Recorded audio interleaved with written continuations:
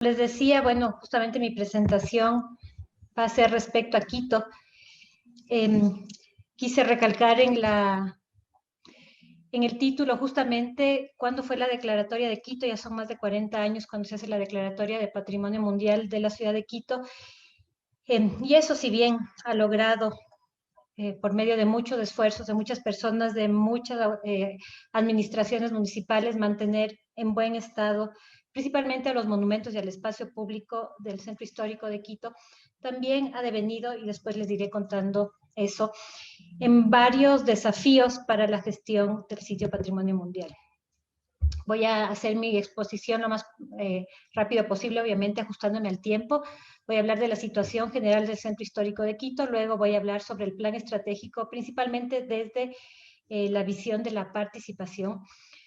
Voy a hablar luego de la peatonalización de ejes importantes del Centro Histórico de Quito y finalizaré con un proyecto emblemático que no es muy grande en tamaño ni en recursos económicos, pero sí en el empoderamiento con la comunidad, con muchísimos actores y que además nos permitió delinear una metodología de participación que la aplicamos hasta ahora en varios otros procesos. Rapidísimo, Quito es la capital del Ecuador y dentro del distrito metropolitano de Quito tenemos al área urbana, que es un área alargada porque tiene dos límites geográficos importantes a los dos lados. Y en el centro de toda esta área urbana tenemos al sitio declarado Patrimonio Mundial, al Centro Histórico de Quito. Y eso nos provoca una problemática muy fuerte respecto a movilidad, ya que para movilizarse dentro del área urbana de Quito hay que pasar obligadamente por el área o por el sitio Patrimonio Mundial. El área protegida es de 376 hectáreas, con un núcleo central o área de primer orden de 70 hectáreas aproximadamente y un área de amortiguamiento de 300. Nosotros tenemos una norma en Quito que protege de igual manera y con la misma técnica, con la misma rigidez, tanto al área de amortiguamiento como al núcleo central. En cuanto a la habitabilidad, sucede esto.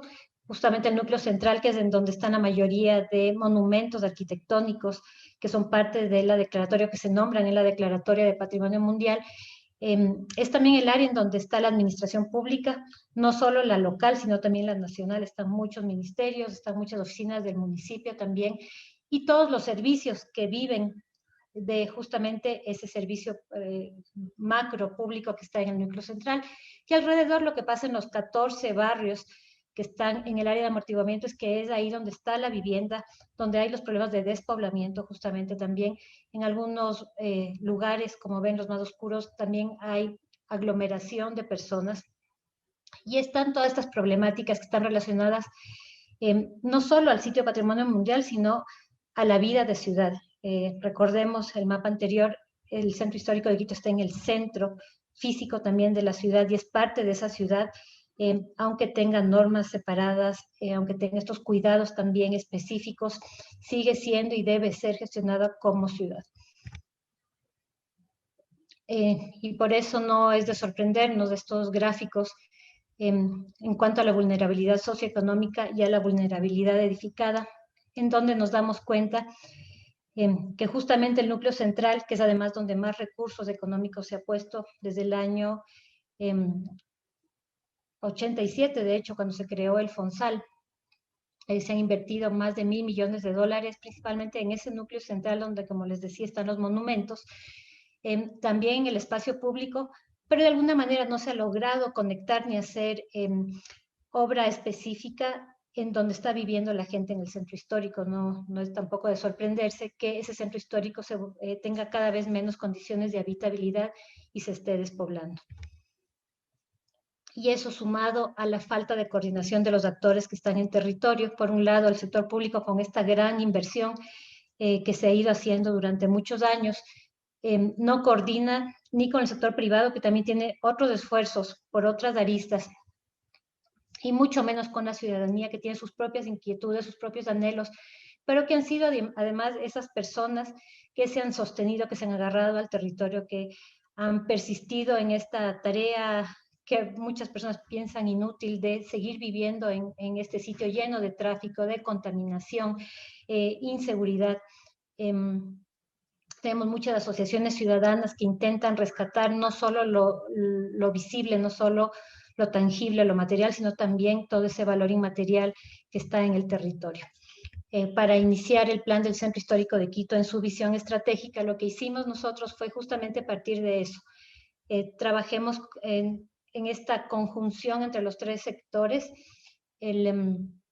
con un equipo interdisciplinario. Fue un equipo, el del Plan del Centro Histórico de Quito, en el plan estratégico, que tenía arquitectos, tenía gente de patrimonio cultural, tenía urbanistas, abogados, economistas, sociólogos.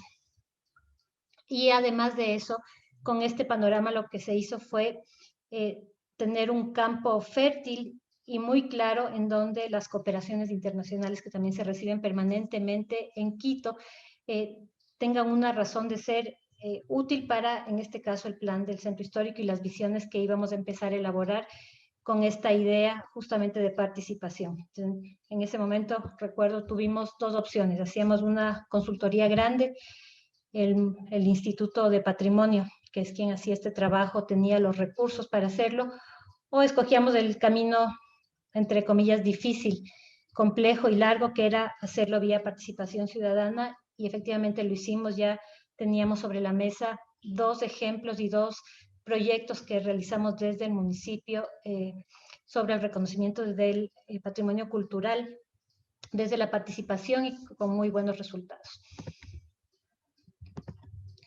Entonces, vi estos maravillosos gráficos que nos presentó Sandra en la exposición anterior.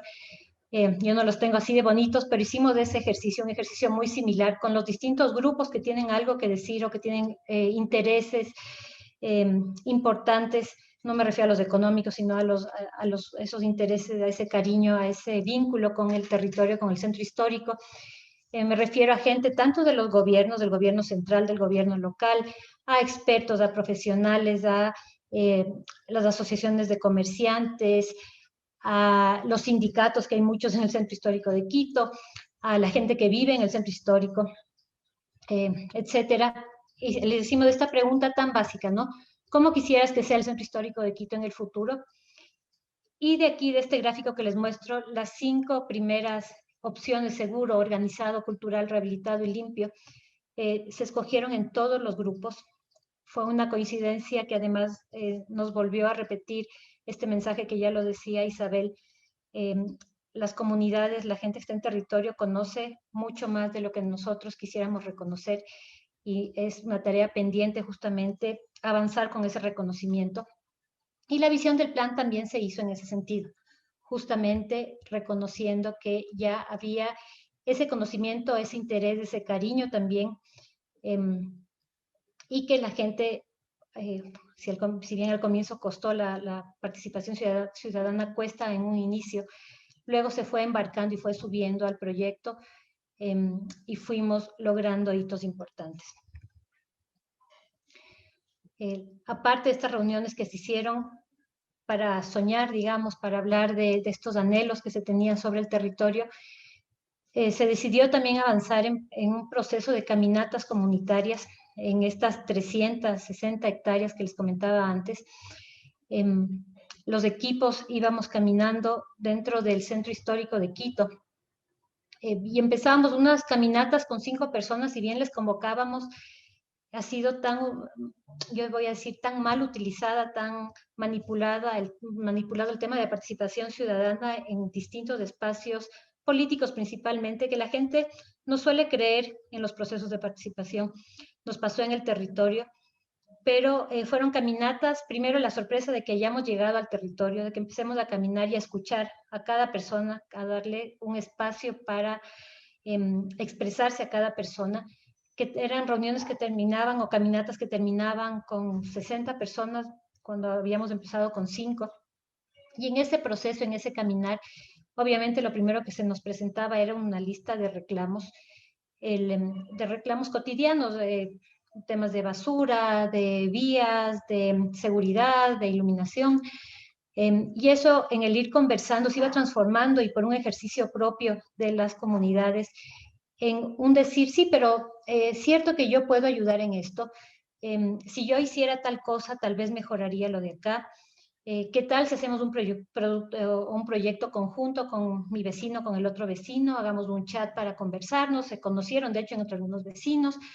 Y empezó esta efervescencia de darnos cuenta de que la responsabilidad sobre lo que sucede en nuestra ciudad, y en este caso dentro del sitio Patrimonio Mundial, está a cargo, está en manos de todos. Esto más otras partes u otros procesos de participación ciudadana nos llevó a esto, a uno de mis gráficos favoritos del Plan Estratégico del Centro Histórico de Quito, que es justamente en el cual unimos todos los procesos de participación, los anhelos. Fueron más de 300 proyectos que salieron en estos procesos de participación y que salieron de las mismas comunidades, de los actores de territorio, y que se concretaron en estos 4 ejes estratégicos, que son la conformación de una red intermodal de movilidad y espacios públicos sostenibles, el impulso de las capacidades de la población local, sus actividades económicas y sus manifestaciones del patrimonio inmaterial, la disminución de la vulnerabilidad de las edificaciones del Centro Histórico de Quito y el fomento a la residencia con usos mixtos. Y por último, y tal vez el más fuerte y el transversal de todo esto que estamos conversando, es la conformación de un sistema transversal de interacción y participación ciudadana. Para armar estas estrategias también se pusieron sobre la mesa y se conversó con la comunidad, con los actores en territorio, tanto sobre las políticas que ya existían sobre el centro histórico e inclusive algunas a nivel nacional, pero también la estrategia local de resiliencia que se estaba elaborando también en ese momento, la de Quito, la del Distrito Metropolitano, pero también los objetivos del desarrollo sostenible. Ustedes recordarán que en el Hábitat 3 se hizo en Quito justamente, y nosotros como eje transversal en toda la municipalidad fuimos incorporando a los objetivos del desarrollo sostenible sobre la mesa de debate, de discusión, e incorporándolos también en cada una de nuestras propuestas, mucho más en los temas de planificación. Estos 4 ejes se llevan a cabo en estos ejes físicos, en cambio, que son justamente ejes simbólicos que se levantaron con la misma comunidad, esos ejes con los que sentimos ese vínculo, ese cariño también en territorio, y que se priorizaron con los distintos actores que teníamos en territorio. Ahora voy a entrar justamente dentro del eje número 1, que es el de movilidad, a uno de los proyectos piloto que decidimos hacer mientras íbamos avanzando en el plan del centro histórico. Una de las lecciones que tuvimos ya de la metodología cuando la aplicamos en un momento anterior en otro proyecto fue que el vínculo con la comunidad y con los actores en territorio requiere también hacer acciones concretas mientras se va avanzando en los proyectos. Hay cosas que sí se pueden hacer en ese momento, hay otras que son a mediano o largo plazo, y en este momento sí se priorizó el tema de movilidad, no solo en el centro histórico, sino en todo el distrito, pero en el centro histórico sucedía algo especial, y es que de estos ejes que ustedes ven acá en naranja, que son los que se implementaron desde los años 2000 más o menos, como ven son 4 ejes que son transversales, pero que no se conectan entre sí. Y que no habían provocado lo que se intentó en ese momento, en los años 2000, que era bajar el nivel de contaminación del aire en Quito. A veces yo les digo, nosotros en Quito pensamos o nos imaginamos que no hay cambio climático porque no vivimos lo que hemos estado viendo en las charlas anteriores, ¿no? Que sube el nivel del mar, nosotros estamos a 2.800 metros, no nos damos cuenta. A veces como que llueve un poco más, hay un poco de deslaves, pero no es tan tangible el cambio climático. Sí tenemos ya datos muy delicados respecto a la contaminación del aire, inclusive a partículas ya, por ejemplo, en la sangre de niños que estudian en los colegios que están en el centro histórico de Quito por la cantidad de contaminación. Pero teníamos esta película, teníamos estas calles aisladas unas de otras, peatonales, pero que no, uno para pasar de una calle peatonal a la otra tenía que arriesgar la vida en medio de un tráfico terrible, y respirando además de este aire tóxico para cualquier vida humana.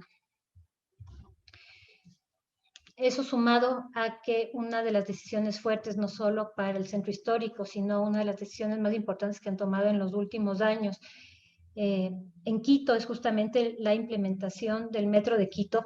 Ha sido muy polémica, lo sabemos, se ha tratado en diversos foros internacionales, nacionales, locales, pero es un proyecto que fue monitoreado muy de cerca por UNESCO, por ICOMOS, por el Centro de Patrimonio Mundial, y que justamente lo que reflejó fue la decisión de no dejar al Centro Histórico de Quito fuera de este proyecto macro de movilidad para Quito, de dotarle justamente de una forma de accesibilidad alternativa que no sea precisamente por vehículos. Los vehículos han causado mucho daño en el centro histórico, no solo por la calidad ambiental, sino por las vibraciones, también por la baja en la calidad de vida. Así que nos pareció la oportunidad ideal para complementar estas calles peatonales que habían antes y conformarlas en circuitos. Es así que en rojo ustedes pueden ver todo lo que se complementó con los circuitos, y los dos puntos rojos son la estación de San Francisco del metro, y la que está más a la izquierda es justamente la boca de salida hacia el Boulevard 24 de Mayo de la misma estación. Entonces, esto nos permitió tejer todo este paquete de vías seguras, accesibles universalmente además, y que nos generó un espacio público muy rico en donde se puede ir recuperando, y se ha ido recuperando de hecho también estos valores inmateriales que hay en el territorio. Pero las tareas de peatonalización, estas decisiones difíciles, de todos los que hemos estado en gobierno local o central, sabemos que este tipo de decisiones son complejas porque principalmente requieren que las personas se acostumbren a otra forma de hacer las cosas, que adapten su cotidianidad a nuevas condiciones. Y en la misma participación fue saliendo esta necesidad o este anhelo de las personas de que ya yo les apoyo en la peatonalización, entiendo que hay que llevarla a cabo por ABC, por mis niños, por mi futuro, por una mejor calidad de vida, pero ¿qué va a pasar con mi negocio? ¿Cómo voy a hacer carga y descarga? ¿Cómo voy a promocionar lo que tengo? Si es que la gente no llega en vehículo, ¿cómo se van a llevar los productos? El Centro Histórico de Quito es además un centro de comercio menor muy importante para la ciudad. Prácticamente todos nosotros vamos para allá a comprar telas, lanas, temas de manualidades, inclusive electrodomésticos, ropa. Bueno, es un centro importante de comercio, y gracias a eso también se mantiene vivo. Es un centro que, si bien ha tenido un despoblamiento importante, sigue teniendo actividad, y muchas veces una actividad que se viene dando por muchísimos años, ¿no? Este es un proyecto específico que es con el que voy a terminar mi presentación, y que se llama Plaza Arenas. Es un proyecto en el mercado tradicional Plaza Arenas, que se encuentra en la zona de amortiguamiento del Centro Histórico de Quito, que tiene 254 comerciantes, y el trabajo se empezó con ellos justamente. Este es un proyecto que se hizo antes de la pandemia, se hizo en el 2017 y 2018. Hemos estado monitoreando un poco, yo ya no estoy en el gobierno local ni en el central en este momento, pero se van a dar cuenta al final de la exposición el vínculo que uno genera cuando hace participación ciudadana, esa de verdad, esa que realmente crea lazos con la comunidad. Se vuelve una responsabilidad para toda la vida, se vuelve un papel que uno tiene que cumplir de manera responsable durante toda la vida. Y es así que yo hasta el día de hoy monitoreo, más que nada porque se ha vuelto un grupo de amigos, un grupo casi de familia, pero más que nada un grupo de trabajo, la gente del centro histórico que participó en el plan, y en este caso en la Plaza Arenas. Entonces, así es como estaba la Plaza Arenas cuando nosotros empezamos el proyecto. Había un tema de comercio y residencia, usos mixtos en los inmuebles que son o que están en color naranja. Había ya un vaciamiento de estos bienes inmuebles o una subutilización bien importante. Solo el 30% tenían algún tipo de ocupación. Teníamos también educación, un parque también importante, el mercado, que es el que está en morado, y tenemos una calle muy querida y muy conocida, muy tradicional de nuestra ciudad, que es la Guaragua, que se nombra inclusive en canciones, pero que en ese momento era una calle que estaba resguardada por la policía, porque si es que uno entraba, y así le decían a uno, te asaltaban. Entonces, no había cómo prácticamente ingresar en esa vía. Pero eso, o esa realidad versus la riqueza maravillosa que tienen nuestros mercados, todos lo sabemos, yo me atrevo a decir que en todo el mundo son así, tienen una riqueza de patrimonio agroalimentario, creatividad, arte, el tema artesanal, los conocimientos, los saberes, y eso también había aquí en la Plaza Arenas. Se inició con una intervención física. Efectivamente, el Instituto de Patrimonio tiene un enfoque muy hacia el patrimonio material edificado.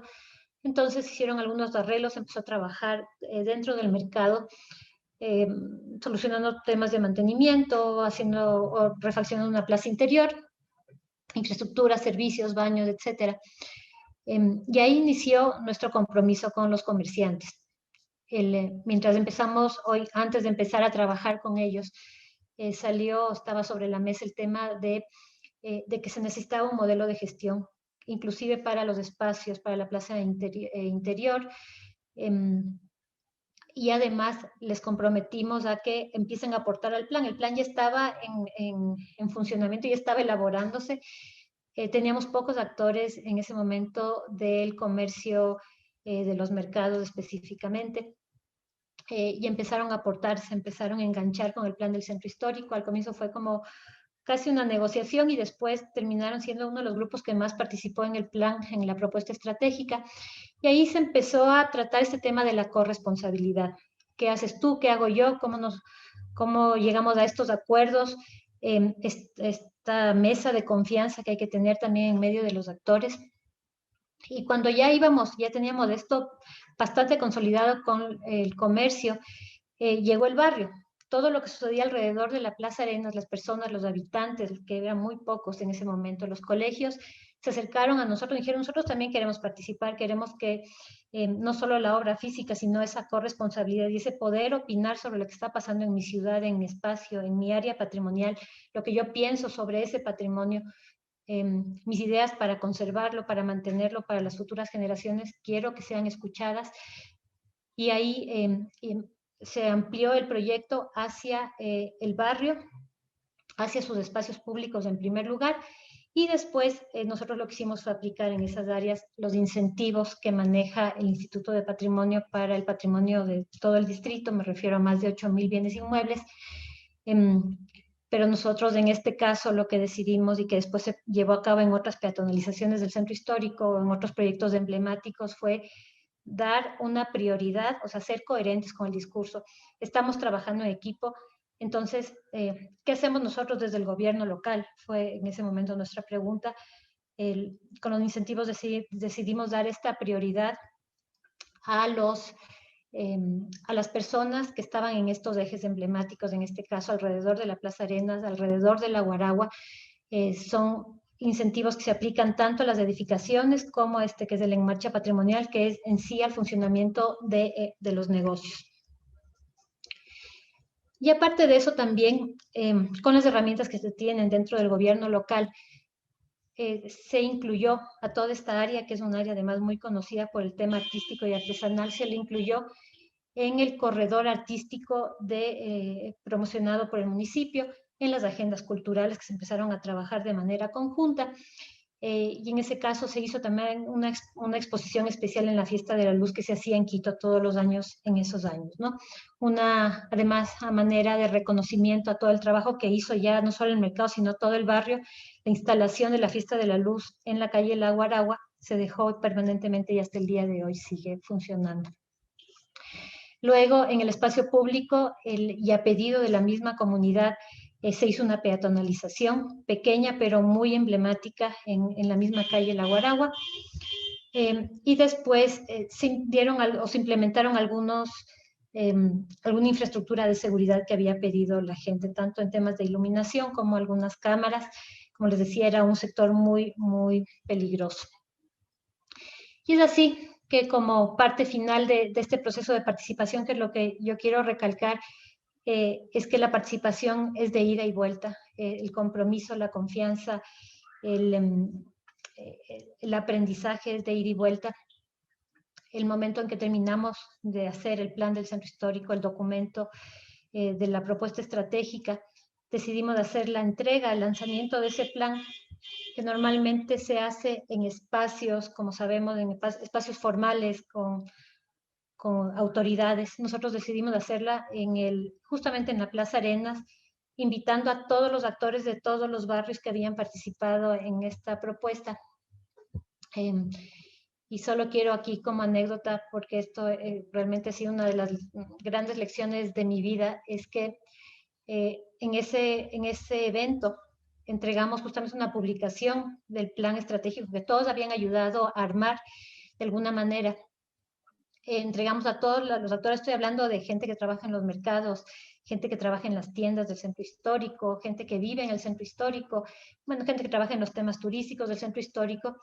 Y por un lado me llamó la atención que había personas que me decían que era primera vez que alguien les regalaba un libro. Otras personas me decían cosas como, es el primer libro que voy a tener en mi casa.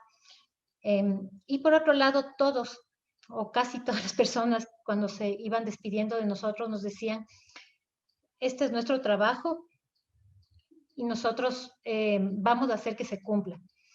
Estén o no ustedes, nosotros somos funcionarios aleatorios, estaremos un tiempito y nos diremos, las autoridades mucho más. Y tal vez en temas de patrimonio cultural, una de las maneras de hacerlo lo más sostenible posible es justamente a través de estos procesos de participación, cuando la persona es dueña del proyecto, es dueña de su territorio, es dueña de su patrimonio, y lo que va a hacer es justamente conservarlo, empujar para que se tomen decisiones coherentes, pero también, y ese es el otro lado de la participación, va a exigir ser escuchado. Y eso también hay que recordarlo, no en el momento que uno se lanza o digamos que queda bien en ese momento, sino que eso hay que recordarlo para el futuro. Aquí hay unas pequeñitas fotos unas poquitas fotos de lo que sucedió en la Plaza Arenas. Esta es la calle La Guaragua, esta central que tiene la exposición de luz, la de arriba también. Ahora, bueno, ahora con la pandemia se paró un poco, de todas maneras ya está abierto. Sí, se hacían en ese momento conciertos de música clásica en el espacio del mercado. Aquí está cuando se entregó al presidente de la Plaza Arenas del libro. Bueno, ese fue el trabajo que se iba haciendo con ellos. Y ahora ya finalizando mi exposición, les cuento que, por ejemplo, luego de la aplicación de los programas de incentivos, de todo este trabajo con la comunidad, el 80% de los edificios, de ese 30% que estaba al inicio, el 80% está utilizado hasta el momento, inclusive con todo y pandemia.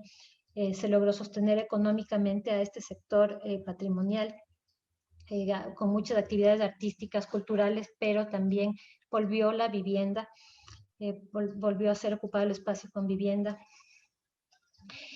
Y yo quería terminar diciendo que yo creo que la participación ciudadana en temas de planificación y luego en la acción, en lograr algo en el territorio, los centros históricos en estas áreas patrimoniales tan ricas, es un proceso permanente, como les dije, y que necesita compromisos en el territorio a mediano y largo plazo. Estos compromisos deben ser de todas las partes, de todas las personas que nos hemos comprometido, para fortalecer justamente los procesos de apropiación, pero también los procesos de corresponsabilidad sobre la ciudad, sobre el vivir diario. Y esta corresponsabilidad también, esta mesa de diálogo que se deja abierta cuando uno hace procesos de participación, debe servir, de hecho sirve, para poner sobre la mesa nuevos conceptos, nuevas problemáticas, nuevas iniciativas locales, nacionales, internacionales. Hemos hablado hoy, hemos visto tantos ejemplos sobre lo que está pasando con el cambio climático, pero también sobre las acciones que se están tomando para la ya mitigación prácticamente no, pero para la adaptación también, con respecto al cambio climático. Y hemos hablado de todos estos actores que tenemos algo que ver, algo que decir, pero también que corresponsabilizarnos sobre lo que estamos haciendo en el día a día, ¿no? Y este panorama de la participación nos da justamente ese canal para poder hablar sobre los ODS con la comunidad, para poder hablar sobre el cambio climático, para poder, como se dice aquí en el Ecuador, poner el hombro, como se dice en la región andina, para hacer una minga entre todos los actores. Me encantó lo que dijo Isabel, bajarnos del pedestal, efectivamente. Ella hablaba del ámbito académico, yo hablo desde el ámbito de los gobiernos, desde los funcionarios públicos también debemos bajarnos del pedestal y empezar a conversar. Así que yo ahí finalizo mi presentación. Quedo pendiente cualquier pregunta y de verdad ha sido un gusto escuchar todas las charlas y un gusto también. Muchas gracias por esta invitación.